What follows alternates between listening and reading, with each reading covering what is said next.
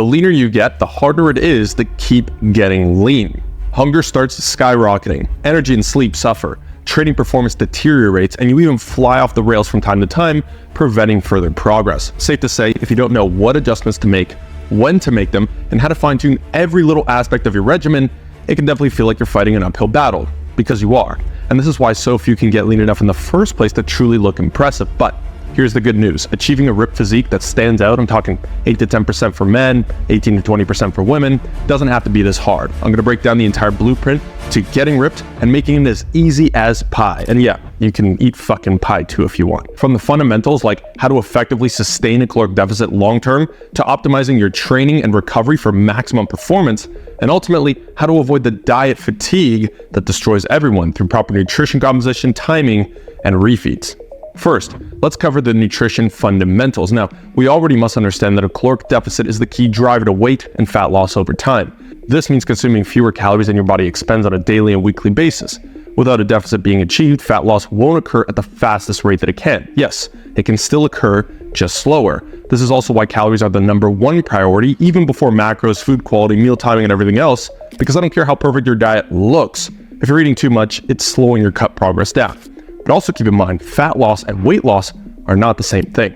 Weight loss refers to a reduction in overall body weight, which can include lean mass such as water, glycogen, and actual dry muscle tissue. This means, sure, the number on the scale is going down, but you ain't looking or performing much better. Big problem. So this is why once your calories are set, then your macros, protein, carbs, and fats have to be set properly as well. Then we want to make sure that quality of your food is as high as possible, because that way you'll feel more full, keep hormones in check, keep immune system high by avoiding deficiency in vital nutrients, and generally feel better. No, you can't expect to eat lazy foods and hit your protein targets with a bunch of protein shakes, drink a greens powder, and call it a day. I mean, you can do that, but these are the people that never make it. You have to eat like an adult who understands healthy foods are labeled healthy stereotypically for a pretty good reason. So the hierarchy of importance is, once again, calorie deficit first, proper macronutrient intake second, and food quality third. They are all crucial though.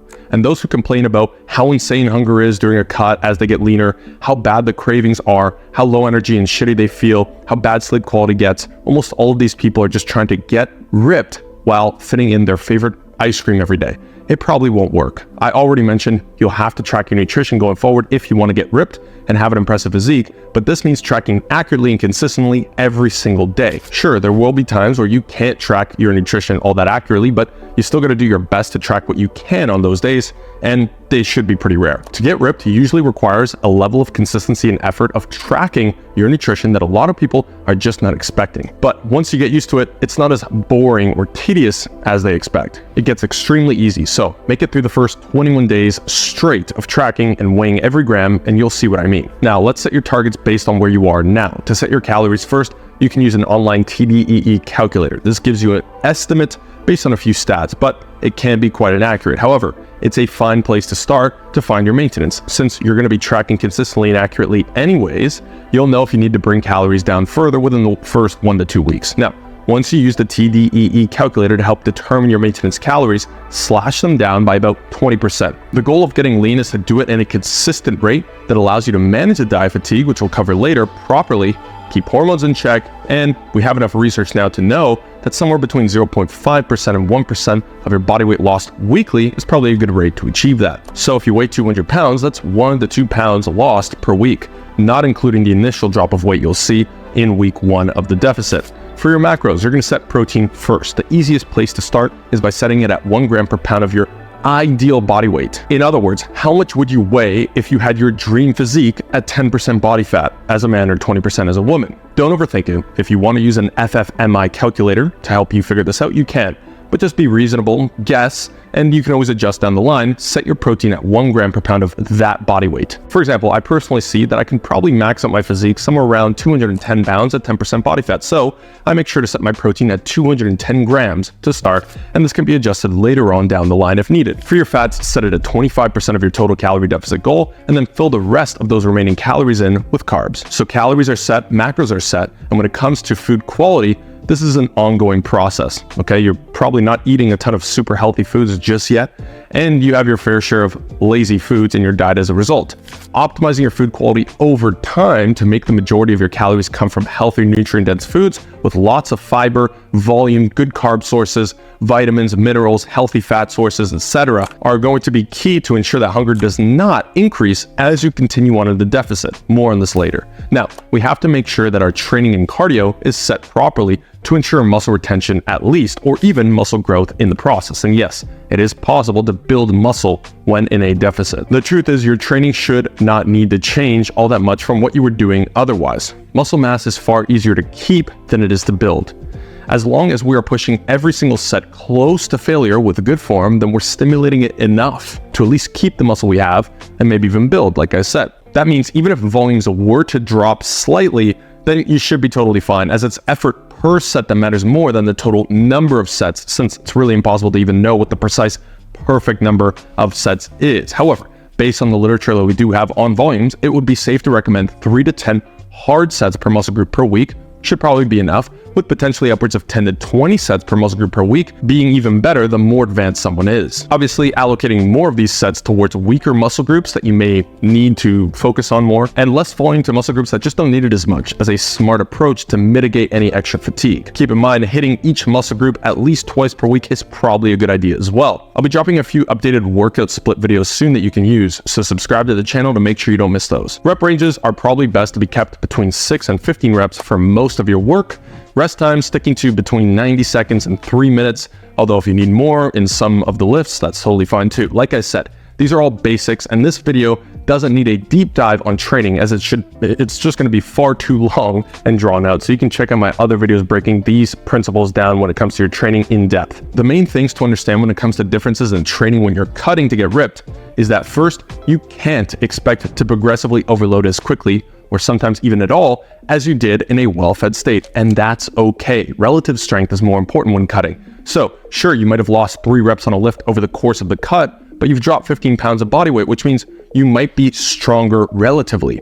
This is the reframe that you're going to have around your progress in your training when it comes to getting lean. The second is, like I said before, there should not be a need to change your training all that much at all. You don't need different rep ranges, you don't need different volumes, you don't need to shorten rest times for the purpose of elevating your heart rate so you can burn more calories. This is not a cardio session. It's a lifting weight session for the purpose of building and retaining muscle.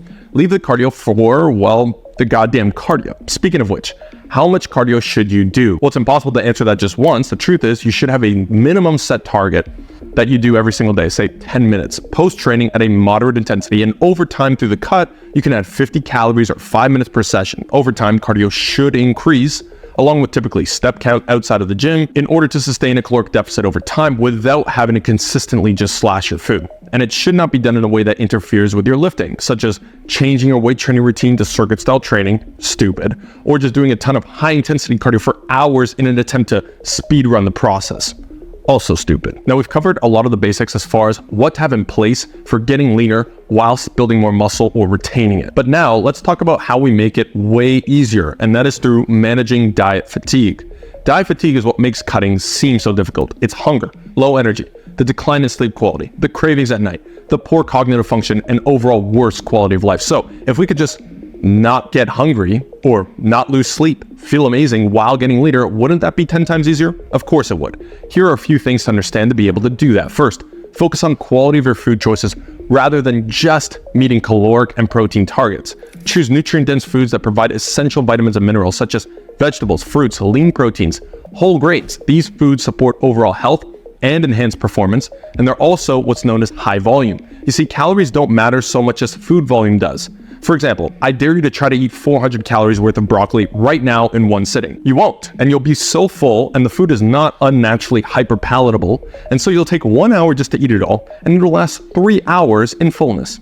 All that for 400 calories. Now, eat 400 calories worth of cookies. That might be 1 or 2 regular sized chocolate chip cookies, and you can eat 5 more immediately after.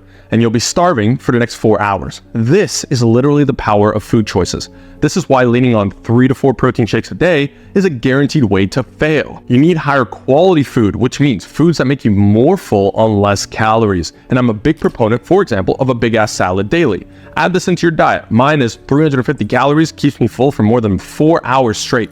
Replace the quick sugary carbs with fruits over time as you get leaner and leaner. Replace the processed cereal with massive skyr bowls filled with frozen fruits and lower fats. Replace your shitty breakfast with whole eggs, egg whites, make an omelet, pack in a ton of vegetables into it. Meal timing can also impact your results. For example, consuming carbohydrates around your workouts can enhance performance and recovery by replenishing glycogen stores faster in some cases. And evenly balanced meals throughout the day, say 3 to 4 of them, is probably all you need to maximize muscle protein synthesis. So if you're trying to spread out, 5, 6 or more smaller meals through the day, it's not going to be very satisfying usually as the calories cut down. Instead, less frequent, larger meals might help. Eating window will also have to change over time probably. At the start of the cut, you had 3,400 calories to eat. So sure, you could eat it across a 13-hour window. No issues. Now, you have 2,400 calories and a ton of cardio to do. Shorten your eating window. Push back your training if you need to. Packing in calories in a shorter eating window helps you feel more full and blunt hunger early on. Supplements can complement your diet, of course, but they should not replace it. Essential supplements might include whey protein, creatine, omega-3 fatty acids, and all the basics that I usually cover. These can support your goals by filling in some nutritional gaps along the way, covering your bases with a multi, for example, but they should be used in conjunction with a balanced diet rather than a substitute in any case. And again, this will be more and more true the leaner and leaner you get. Refeeds are another strategy to implement. A refeed is when you bring calories up to maintenance or potentially slightly above for one day every 1 to 2 weeks. This helps reduce the stress your body gets put under when being in a deficit for long periods of time, which can help relieve diet fatigue ahead of time. So it's preventative and enhance performance as well. Yes, you're going to see a bump on the scale usually the next day, but if you're tracking everything properly, then this won't matter.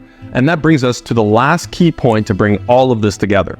Tracking is the ultimate strategy. Tracking the 5 key metrics closely and consistently is the one crucial element that nearly everyone that gets ripped and stays ripped does. There is no successful physique athlete or competitor out there, and even non-competitor, that gets to these impressive levels of leanness without tracking the 5 key metrics properly. You see, when monitoring your metrics and progress closely every week, you'll be able to identify trends, understand how your body responds, look at all the flaws in your diet, and see where your training can improve, and ultimately, see what's actually going on under the hood. You will not get ripped and stay ripped forever by guessing. The good news is, it's actually very simple to track these things. Let's break these down. The first is tracking your body weight every single day. Yes, daily. First thing in the morning, before eating or drinking anything, and before using the restroom for an accurate dry weight is best. And then plugged into an app that helps automatically calculate the moving average for the week, such as Happy Scale. And you can do this manually if you'd like. This irons out daily fluctuations, which is crucial to know what direction your body weight is moving in and at what rate. Next is tracking your training and daily activity. Training to ensure that you fight to keep or add reps or load to lifts over time. Daily activity to get a good idea as to your total daily output and ensure it stays consistent. This allows you to strategically increase the cardio or steps over time. And third, tracking calories and macros every single day. Mentioned at the beginning of the video, ideally weighing things out specifically. This allows you to guarantee the caloric deficit and appropriate macros that lead to lean muscular physique over time and allows you to see exactly what the diet's looking like. Nothing is in the dark anymore when it comes to this. Full transparency in your nutrition equals rapid results. Fourth is tracking visual progress. Progress pictures or videos of you in the gym. These are overlooked, okay? But huge to see what the body is actually looking like because after all, it's a look that we're after and a feel, not a number on the scale or in the gym. Fifth is the most overlooked and underrated, body measurements. Take these monthly to get a better idea as to what's happening. You may not be able to see that big of a difference visually 1 month to the next, but if your waist is down 1.5 inches, that's big progress you otherwise would have missed. Don't bother tracking your body fat using DEXA scans or in-body machines, okay? These are highly inaccurate at best and highly misleading at worst. Use them for fun a couple times a year, sure, but don't take these unreliable tools seriously at all. The most important reason as to why tracking these things is crucial is because it allows you to adjust consistently every 1 to 2 weeks to ensure steady progress. Now, whether it's a small calorie cut, an increase in steps, a bump in cardio, and more importantly, tweaks in food quality, meal timing, and so on to ensure these calorie changes don't bring any diet fatigue. Tracking all of this makes it an easy way to manipulate your body composition and reduce diet fatigue at the same time. So please start tracking everything. Before we wrap up, it's worth mentioning recovery and stress. Effective recovery is just as important as training when it comes to achieving a ripped physique. Aim for 7 to 9 hours of quality sleep each night. Quality sleep is crucial for muscle growth, sure, but more so for hormone regulation, as that plays a bigger role in diet fatigue down the line. Establish a consistent sleep routine and create a restful environment to improve sleep quality. Cutting down to 6 hours or less has directly been shown in research to increase muscle loss significantly and decrease fat loss along the way while losing the same amount of weight. Stress management is also a vital component of your overall fitness strategy. Chronic stress can negatively impact fat loss and muscle growth by increasing cortisol levels, which can then lead to muscle breakdown and fat accumulation, and worse diet fatigue sooner. Incorporate stress-reducing practices into your routine if need be, such as meditation, deep breathing exercises, or engaging in relaxing activities. At least be aware of it, as it can also impact how you recover between the same amount of volume week to week in your training. And let's not forget hydration. Aim for a target amount of water and hit it every single day without fail. Start at 3 liters, work up or down from there if needed, but never miss a day of this. Focus on getting sufficient electrolytes during your training sessions as well. To summarize, getting ripped requires a comprehensive approach that integrates some fundamentals. Sure, sustain the calorie deficit with the right calorie intake, outputs, and gradual adjustments to these over time. But to make getting ripped much easier is the goal. And for this, it comes down to everything beneath the deficit we push and the macros we need. Optimize your diet by focusing on food quality more and more so you feel just as full on less calories. Meal timing and eating window to strategically blunt hunger and maximize training performance. Refeeds done once every 1 to 2 weeks to enhance recovery and prevent diet fatigue symptoms even more. Proper training where you push hard, but accept that some losses in reps or load may occur, and that's just a temporary trade-off that we make when getting ripped. Stay hydrated, prioritize recovery and stress management. And most importantly, track everything consistently and closely to make sure you know exactly what's going on at all times so you can be intentional about this and guarantee a physique that stands out far from the rest. Then, now that you're ripped, feeling, looking, performing well, never get fat again. Watch this video next to see what I mean and what to do after you've gotten ripped so you can pack on mass rapidly. And if any of this sounded overwhelming and you want help implementing this stuff instantly to save time and get you on the path faster, the links in the description below will provide you with everything you need to do that, whether it's my free resources or paid services and products. And if you found this guide helpful, don't forget to like the video, subscribe to the channel, leave a comment with your thoughts or questions. Thank you so much for watching as always. I'll see you in the next one. I'm out.